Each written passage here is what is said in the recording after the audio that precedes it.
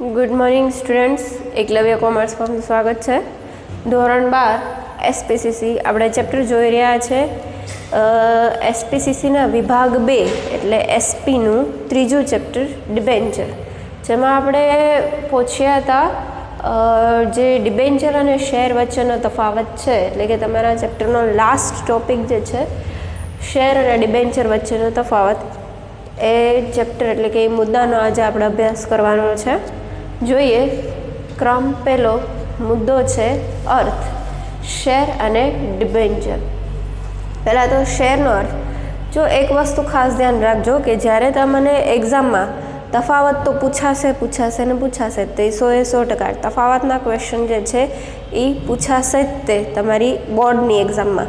તો જ્યારે તફાવત તમને પૂછાય, બરાબર છે, તો તફાવત તમે આવી રીતે આ બે વસ્તુ પણ લખી શકો, જે વચ્ચે તફાવત પૂછેલો હોય આ બે, એમાં મુદ્દા તમે શો ઓફ ન કરો તો ચાલે, પણ જો મુદ્દા તમે દર્શાવી અને તફાવત લખેલો હોય તો એ વધારે એટ્રેક્ટિવ લાગે, પ્લસ એના માર્ક્સ પણ સારા એવા કવર થઈ શકે। શું કામે?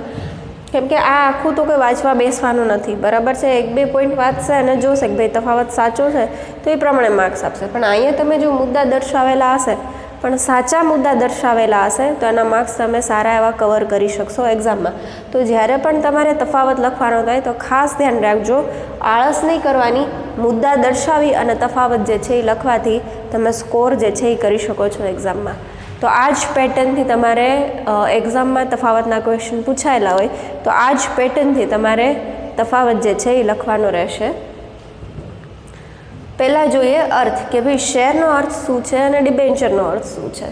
તો કે જોઈન્ટ સ્ટોક કંપની પોતાની માલિકીની મૂડીને નાના નાના ભાગમાં વેચે છે, આ દરેક ભાગને શેર કહે છે। કે જોઈન્ટ સ્ટોક કંપની જે છે એ પોતાની મૂડીને નાના નાના ભાગમાં વેચે ને, એ નાના ભાગને શું કહેવામાં આવે છે? તો કે શેર કહેવામાં આવે છે, બરાબર સમજાણું? શેર જે છે એ મૂડીનો એક નાનો ભાગ છે, જે કંપની જે છે એ પોતાની મૂડીને નાના એવા ભાગમાં વેચી નાખે। મૂડી બહુ મોટી હોય કંપનીની, બરાબર છે, 5 કરોડ હોય, 10 કરોડ હોય, તો જેવા પ્રકારની મૂડી હોય એ મૂડીને કંપની શું કરે? તો કે નાના એવા ભાગમાં વેચી નાખે છે એ મૂડીને। તો એ નાના ભાગમાં જે મૂડી વેચાયેલી છે એને શું કહેવામાં આવે છે? તો કે શેર કહેવામાં આવે છે। જ્યારે ડિબેન્ચર શું છે? તો કે જોઈન્ટ સ્ટોક કંપની જાહેર જનતા પાસેથી જે રકમ ઉછીની મેળવે છે તેને ડિબેન્ચર કહેવામાં આવે છે। હવે જોઈન્ટ સ્ટોક કંપનીને જ્યારે વધારે રકમની જરૂરિયાત પડે અને લાંબા ગાળા માટે નાણાંની જરૂરિયાત પડે તો એવા સંજોગોમાં શું કરે છે? તો કે જાહેર જનતા પાસેથી જે રકમ ઉછીની મેળવે છે, એટલે કે કંપની જે છે ઉછીની મૂડી જાહેર જનતા પાસેથી મેળવે છે, એ ઉછીની મૂડીને શું કહેવાય છે? અથવા તો ઉછીની રકમને શું કહેવાય છે? તો કે ડિબેન્ચર કહેવામાં આવે છે। અર્થ ખાસ યાદ રાખજો। ત્યાર પછી મૂડી, તો કે શેર એ કંપનીની માલિકીની મૂડી છે। શું કામે? કેમ કે કંપનીની જે મૂડી છે એને જ તે નાના નાના પાર્ટમાં શું કરેલું છે? તો કે વેચી દેવામાં આવેલી છે, ને નાના પાર્ટ જે છે મૂડીના એને શેર કહેવાય। તો શેર શું થઈ ગયું અલ્ટિમેટલી? તો કે કંપનીની માલિકીની મૂડી થઈ ગઈ। પણ જ્યારે ડિબેન્ચર શું છે? તો કે ડિબેન્ચર એ કંપનીની ઉછીની મૂડી છે। શું કામે? કેમ કે કંપનીને વધારે પૈસાની જ્યારે જરૂર પડે લાંબા ગાળા માટે, તો આ સંજોગોમાં કંપની શું કરશે?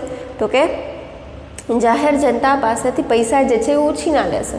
તો મૂડી તો થાય જ છે કંપનીમાં, મૂડી ઊભી થાય જ છે, પણ કેવી ઊભી થાય છે? તો કે ઉછીની મૂડી જે છે એ ઊભી થાય છે કંપનીમાં। ત્યાર પછી જોઈએ વળતર। કંપની નફામાંથી વળતર તરીકે શેર પર ડિવિડન્ડ આપે છે। કે ભાઈ કંપનીને વર્ષાંતે જે નફો થાય છે વર્ષના અંતમાં, એ નફામાં શું કરે છે કંપની? તો કે એ વળતર તરીકે એના જેટલા પણ શેર હોલ્ડરો હોય છે એને શું આપે છે? તો કે ડિવિડન્ડ આપે છે। આ નક્કી નથી હોતું કંપનીને, જ્યારે વધારે નફો થાય અને બાકી બધા ખર્ચા બાદ કરતા અનામત રાખી દેતા, ભંડોળ રાખી દેતા, જે નફાની રકમ વધે, બરાબર છે, જો રકમ વધે તો જ તે શેર હોલ્ડરને ડિવિડન્ડ આપવામાં આવે છે, અધરવાઇઝ વળતર આપવામાં આવતું નથી। તો ડિવિડન્ડ જે કંપની દ્વારા આપવામાં આવે છે એને એક પ્રકારે શું કહેવામાં આવે છે? તો કે વળતર કહેવામાં આવે છે। જ્યારે ડિબેન્ચરમાં કંપની ડિબેન્ચર પર વળતર તરીકે વ્યાજ આપે છે, બરાબર છે। કંપની શું કરે છે? તો કે ડિબેન્ચરમાં વળતર તરીકે શું આપે છે? તો કે જે કંપનીએ સમયગાળો નક્કી કરેલો હોય એ સમયગાળા પ્રમાણે કંપની જે છે એના ડિબેન્ચર ધારકોને વ્યાજ આપે છે.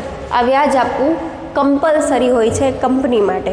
કંપનીએ જે સમય નક્કી કરેલો હોય અને જે વ્યાજનો દર નક્કી કરેલો હોય એ સમયગાળામાં અને એ વ્યાજના દર પ્રમાણે કંપનીએ જે છે એ વ્યાજ પોતાના ડિબેન્ચર હોલ્ડરને આપવાનું કમ્પલસરી એટલે કે ફરજિયાત હોય છે. ત્યાર પછી ચોથો મુદ્દો છે વળતરનો દર. ડિવિડન્ડનો દર અનિશ્ચિત છે. શું કામે? કેમ કે જો કંપનીમાં પ્રોફિટ થાય અને બાકીના ખર્ચાને અનામત ને ભંડોળને આ બધું રાખતા જે કાંઈ છેલ્લે નફાની રકમ વધે તો શેરધારકને વળતર તરીકે ડિવિડન્ડ આપી શકાય છે. પણ એનો દર જે છે એ નિશ્ચિત હોતો નથી. જેટલી રકમ નફાની વધે એટલી રકમનું ડિવિડન્ડ આપવામાં આવે છે, એવું ફિક્સ નથી હોતું. એટલા માટે શેર હોલ્ડર જે હોય છે એનો વળતરનો દર અનિશ્ચિત હોય છે, નિશ્ચિત હોતો નથી, દર ફિક્સ હોતો નથી. જ્યારે ડિબેન્ચરમાં તો કે ડિબેન્ચર પર વ્યાજનો દર નિશ્ચિત હોય છે. નફો થાય કે ન થાય વ્યાજ ફરજિયાત ચૂકવવું પડે છે. કે ભાઈ જે કંપનીએ નક્કી કરેલું હોય, જે મેં તમને અગાઉ કીધું એમ કે જે સમયગાળે નક્કી કરેલું હોય અને વ્યાજનો દર જે નક્કી કરેલો હોય એ વ્યાજના દર પ્રમાણે કંપનીએ ડિબેન્ચર ધારકોને વ્યાજ આપવું ફરજિયાત હોય છે. પછી ભલે કંપનીમાં નફો થતો હોય કે ન થતો હોય પણ વ્યાજ આપવું કંપની માટે ફરજિયાત હોય છે. ખાસ યાદ રાખજો, આ દરે તે વ્યાજનો કેવો હોય તો કે નિશ્ચિત હોય છે ડિબેન્ચરમાં, જ્યારે શેરમાં ડિવિડન્ડનો દર જે છે એ અનિશ્ચિત હોય છે, ફિક્સ હોતો નથી. ડિવિડન્ડમાં વ્યાજનો દર ફિક્સ હોય છે, નિશ્ચિત હોય છે. અને પ્લસ શું છે તો કે કંપનીમાં નફો થાય કે ન થાય ડિબેન્ચર હોલ્ડરને એનું વ્યાજ તો ટાઈમ ટુ ટાઈમ આપી જ દેવાનું રહેશે. ત્યાર પછી જોઈએ પાંચમું, માલિકી. શેર હોલ્ડર એ કંપનીનો માલિક છે. બરાબર, આપણે શેરને શું કહીએ તો કે એ કંપનીનો એક માલિક જ હોય. શું કામે? કેમ કે કંપનીના 50% ઉપરના શેર કંપનીના માલિક પાસે હોય એટલે તો એ કંપનીનો માલિક હોય. તો જે શેર હોલ્ડર જે છે એ કંપનીના માલિક ગણાય છે, જ્યારે ડિબેન્ચર હોલ્ડર એ કંપનીનો લેણદાર છે. શું કામે? કેમ કે કંપનીએ કોઈ બહારની વ્યક્તિ પાસેથી પૈસા જે છે ઉછીના લીધેલા છે. તો હવે એ જે ડિબેન્ચર ધારક છે અને કંપની એના વચ્ચે કેવો સંબંધ થઈ ગયો તો કે લેણદાર અને દેવાદારનો. તો ડિબેન્ચર ધારક કંપની માટે લેણદાર થયો અને કંપની ડિબેન્ચર ધારક માટે દેવાદાર થઈ. શું કામે? કેમ કે કંપનીએ પૈસા ઉછીના લીધા છે, જેથી તેથી ભવિષ્યમાં એને દેવા તો પડે જ તે. એટલા માટે જે ડિબેન્ચર હોલ્ડર જે છે એની કંપની ઉપર કંઈ માલિકી તો રહેતી જ નથી, પણ એ કંપનીના શું ગણાય તો કે કંપનીના લેણદારો ગણાય છે. બરાબર. ત્યાર પછી છઠ્ઠું, જોખમ. શેરમાં જોખમનું પ્રમાણ વધારે જોવા મળે છે. શું કામે? કેમ કે શેરમાં જ્યારે કંપનીનું વાઇન્ડિંગ અપ થતું હોય એટલે કે કંપની જ્યારે બંધ થતી હોય તો આ સંજોગોમાં છેલ્લે જો કંપની પાસે કાંઈ વધે તો શેર હોલ્ડરનું પેમેન્ટ થાય, બાકી શેર ડૂબા ખાતે જવા દેવાનું. ભાઈ શેર ગયા, જે પૈસા એમાં ઇન્વેસ્ટમેન્ટ કરેલું હતું એ બધા પૈસા ડૂબી ગયા એવું સમજી લેવાનું. એટલે શેર જે છે એમાં જોખમનું પ્રમાણ કેવું હોય છે તો કે વધારે રિસ્કી હોય છે. જ્યારે ડિબેન્ચરમાં તો કે ડિબેન્ચરમાં જોખમનું પ્રમાણ ઓછું જોવા મળે છે. ડિબેન્ચરમાં બહુ શું કામે?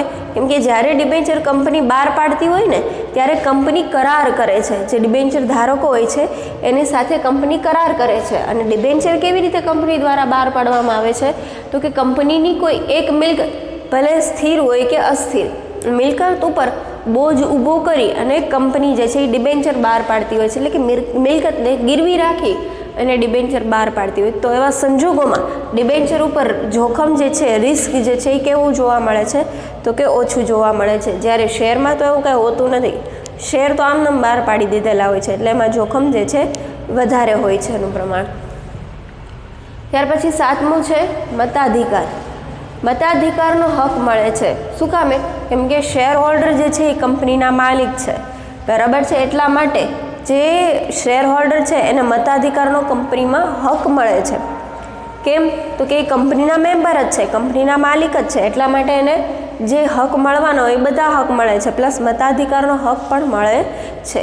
જ્યારે ડિબેન્ચર ધારકોને મતનો હક મળતો નથી. શું કામે? કેમ કે આ લોકોને કંપની સાથે કંઈ લેવા દેવા હોતું જ નથી. એણે કંપનીને જે ઉછીના પૈસા આપેલા હોય છે એ જ તે, અને કંપનીને પોતાના પૈસા હારે જ મતલબ હોય છે. બરાબર. એટલા માટે જે ડિબેન્ચર ધારકો હોય છે એને મતાધિકારનો હક મળતો નથી.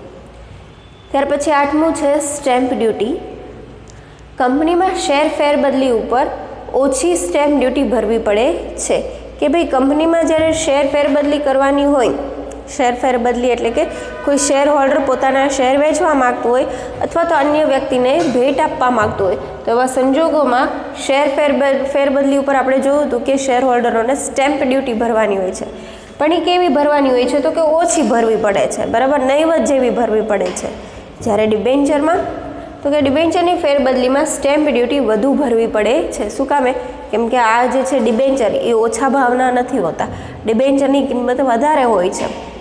એટલા માટે તે ડિબેન્ચરની એટલે કે કોઈ વ્યક્તિને પોતાના ડિબેન્ચર વેચવા હોય અથવા તો કોઈને ભેટમાં આપવા હોય, તો આવા સંજોગોમાં જે ડિબેન્ચર ધારકો છે એને શેર ધારકો કરતાં વધારે પ્રમાણમાં સ્ટેમ્પ ડ્યુટી જે છે એ ભરવી પડે છે. પણ ક્યારે?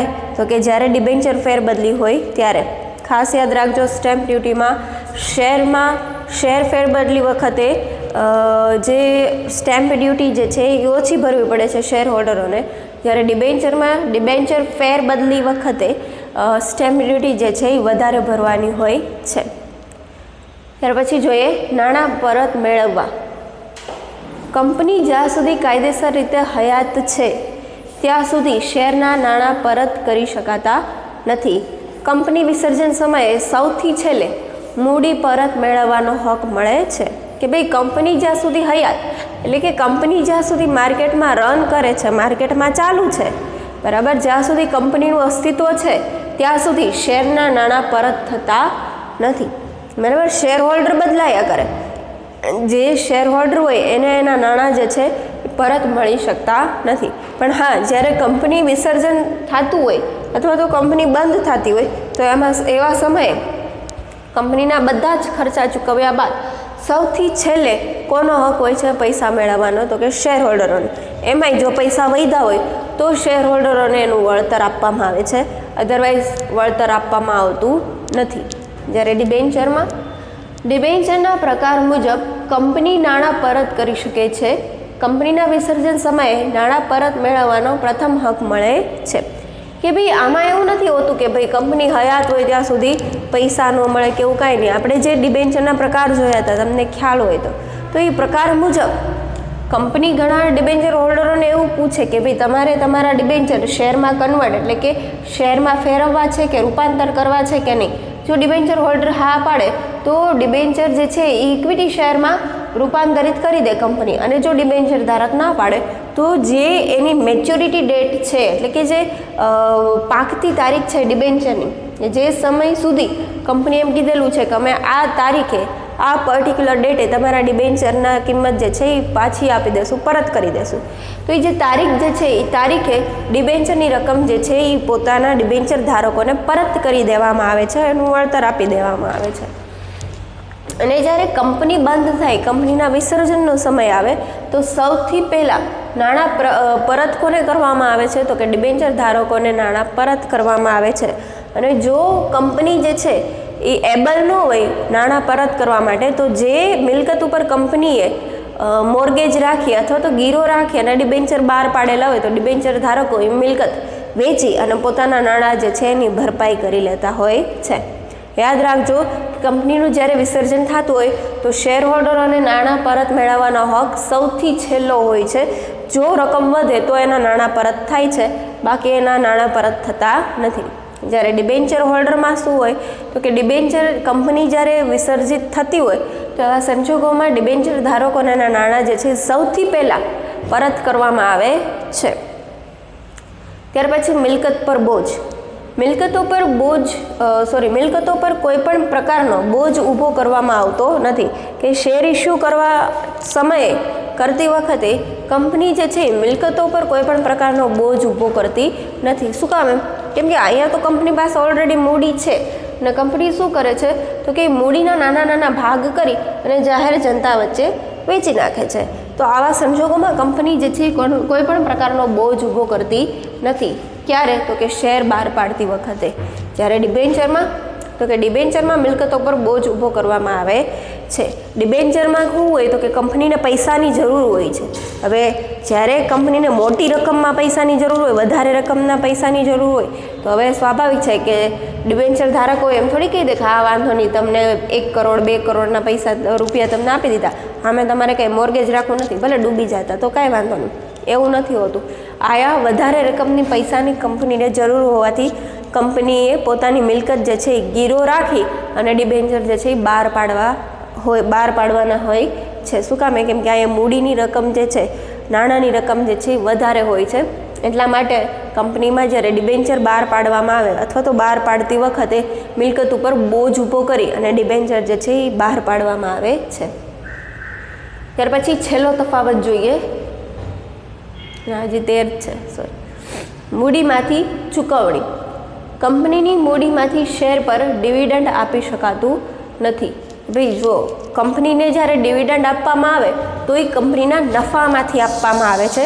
કંપનીએ જે વર્ષના અંતે નફો કમાયેલો હોય ત્યારે ડિવિડન્ડ આપવામાં આવે છે. પણ કંપનીની મૂડી જે છે, કંપની પાસે જે મૂડી છે, જે ભંડોળ રાખેલું છે, એમાંથી કોઈ દી શેરને ડિવિડન્ડ અપાતું નથી, શેર ઉપર ડિવિડન્ડ અપાતું નથી. જ્યારે ડિબેન્ચર પરનું વ્યાજ જોગવાઈ પ્રમાણે મૂડીમાંથી આપી શકાય છે. ઘણીવાર કંપનીમાં એવું થાય, ક્યારેક નફોય થઈ જાય ને ક્યારેક ખોટે આવે. તો જ્યારે કંપનીમાં ખોટ આવે તો ડિબેન્ચર ધારકોને એનું ડિવિડન્ડ એટલે કે વ્યાજ કેવી રીતે આપવું? તો એવા સંજોગોમાં જે જોગવાઈઓ આપેલી છે, ડિવિડન્ડના વ્યાજ પરની જે જોગવાઈઓ આપેલી છે એના પ્રમાણે કંપની જે છે એ પોતાની મૂડીમાંથી પણ વ્યાજ આપી શકે. શું કામે? કેમ કે અહીંયા જે સમયે કંપનીએ નક્કી કરેલું છે ડિબેન્ચર ધારકોને વ્યાજ આપવું, એ સમયે તો કંપનીને કમ્પલસરી વ્યાજ આપવાનું જ હોય છે. હવે ખોટું કંપનીમાં થઈ હોય તો એ કેવી રીતે વ્યાજ આપી શકે? વ્યાજ તો પડાય નહીં, વ્યાજ આપવું કમ્પલસરી છે, ફરજિયાત છે. તો એવા સંજોગોમાં કંપની શું કરી શકે? તો કે પોતાની મૂડીમાંથી જે ડિબેન્ચર ધારકો છે એને વ્યાજ આપી શકે છે. પણ એ કોના પ્રમાણે આપી શકે છે? તો કે વ્યાજની જે જોગવાઈ આપેલી છે એ જોગવાઈ પ્રમાણે કંપની પોતાની મૂડીમાંથી ડિબેન્ચર ધારકોને વ્યાજ આપી શકે છે. ત્યાર પછી અંકુશ. શેર હોલ્ડરો કંપનીના વહીવટ પર અંકુશ ધરાવે છે. શું કામે? કેમ કે શેર હોલ્ડરો જે છે એ કંપનીના માલિક છે. એટલા માટે કંપનીના જેટલા પણ વહીવટ હોય એના ઉપર અંકુશ એટલે કે કંટ્રોલ રાખી શકે છે. કેમ કે શેર હોલ્ડરો અને કંપની બંને વચ્ચે રિલેશન હોય છે, સંબંધ હોય છે સીધો. કંપનીના માલિકો હોય છે શેર હોલ્ડરો, એટલા માટે કંપનીમાં જેટલા પણ વહીવટ થતા હોય એ વહીવટો ઉપર શેર હોલ્ડરો જે છે એ અંકુશ રાખી શકે છે. જ્યારે ડિબેન્ચર ધારકો કંપનીના વહીવટ પર અંકુશ ધરાવતા નથી, પરંતુ તેમના હિતના રક્ષણ માટે ડિબેન્ચર ટ્રસ્ટીની નિમણૂક કરી શકે છે. કે ભાઈ આમાં ડિબેન્ચર હોલ્ડર અને કંપનીને કંઈ લેવા દેવા હોતા નથી, ખાલી ડિબેન્ચર હોલ્ડરોએ કંપનીને પૈસા ઉછીના આપેલા હોય છે એટલા માટે. તો કંપનીમાં જે કંઈ બાબત, બીજી બધી બાબત જ્યારે કંપનીના વહીવટ હોય એમાં કંઈ ડિબેન્ચર ધારકો જે છે એ અંકુશ રાખી શકતા નથી, એમાં કાંઈ ઇન્ટરફિયર કરી શકતા નથી. પણ જ્યારે ડિબેન્ચર બાબતે કંપનીમાં કાંઈ નિર્ણય લેવાતા હોય અથવા તો ડિબેન્ચર ધારકો બાબતે કંપનીમાં કાંઈ નિર્ણયો લેવાતા હોય તો એના ડિબેન્ચર ધારકોના હિત માટે જે ડિબેન્ચર હોલ્ડર્સ જે છે એ ડિબેન્ચર ટ્રસ્ટીની નિમણૂક કરે છે. કે ટ્રસ્ટીઓ શું કરે? તો કે જ્યારે કંપનીમાં ડિબેન્ચર બાબતે કાંઈ નિર્ણય લેવાના હોય ને તો એ નિર્ણયોમાં ડિબેન્ચર હોલ્ડર એટલે કે ડિબેન્ચર ધારકો સાથે કંઈ પણ ખોટું ન થાય અને એના હિતોનું ગમે તે સિચ્યુએશનમાં રક્ષણ થાય એવા કાર્યો જે છે એ ડિબેન્ચર ટ્રસ્ટી કરે. એટલા માટે તે ડિબેન્ચર ટ્રસ્ટીની નિમણૂક કરવામાં આવે છે. બાકી કંપનીમાં બીજા બધા વહીવટ જે છે, બરાબર, વેચાણ છે, ખરીદીના છે, યા તો બીજા કાંઈ નિર્ણયો લેવામાં આવે એમાં કંપનીના જે ડિબેન્ચર ધારકો જે છે એ વહીવટમાં કોઈ પણ પ્રકારના અંકુશ રાખી શકતા નથી. ત્યાર પછીનો છેલ્લો મુદ્દો છે કંપની વિસર્જનની માંગણી. શેરધારક જે છે એ કંપની વિસર્જનની માંગણી કરી શકતો નથી. માની લો કે કંપનીમાં સતત 5-10 વર્ષથી ખોટ જ ચાલતી હોય, બરાબર છે, અને એવા સંજોગોમાં કંપની વ્યવસ્થિત રીતે માર્કેટમાં ચાલી પણ શકતી ન હોય તો કંપનીના શેરધારક જે છે એ કંપની વિસર્જનની માંગણી કરી શકતા નથી. એવી પરિસ્થિતિમાં શું કામે? કેમ કે એ પોતે કંપનીના માલિક હોય છે. હવે જે કંપનીના માલિક હોય એમ થોડી કે કાલો કંપની બંધ કરી દો, આપણે કંઈ કમાવું છે નહીં, એવું ન કહી શકે. તો કંપનીમાં જ્યારે સતત ખોટ થતી હોય અથવા તો કંપની જે છે એ માર્કેટમાં ચાલવા માટે એબલ ન હોય, રનઅપ કરી શકતી ન હોય તો એવા સંજોગોમાં શેરધારક જે છે કંપની વિસર્જનની માંગણી કરી શકતા નથી. જ્યારે ડિબેન્ચર ધારક જે છે કંપની વિસર્જનની માંગણી કરી શકે છે કે એને ટાઈમ ટુ ટાઈમ વ્યાજ ન મળતું અથવા તો કંપનીમાં નકરી ખોટ જ થતી હોય, ડિબેન્ચર ધારકોને એવું લાગે કે ભાઈ હવે કંપની જે છે એ માર્કેટમાં ચાલશે તો આપણા પૈસા ડૂબી જશે કંપનીની સાથે સાથે, તો એવા સંજોગોમાં ડિબેન્ચર ધારકોને એવું જણાય કે ભાઈ ભવિષ્યમાં કંપનીમાં ખોટ છે, આ કંપની જે છે એ માર્કેટમાં ચાલવા માટે સક્ષમ નથી, તો એવા સંજોગોમાં ડિબેન્ચર ધારક જે છે કંપનીના વિસર્જનની માંગણી પણ કરી શકે છે. તો આ મુદ્દા સાથે તમારું આ જે ચેપ્ટર છે ડિબેન્ચર એ અહીંયા પૂરું થાય છે. આશા રાખું છું કે આ ચેપ્ટર તમને વ્યવસ્થિત રીતે સમજાણું હશે. નેક્સ્ટ લેક્ચરમાં મળશું નવા ચેપ્ટર સાથે.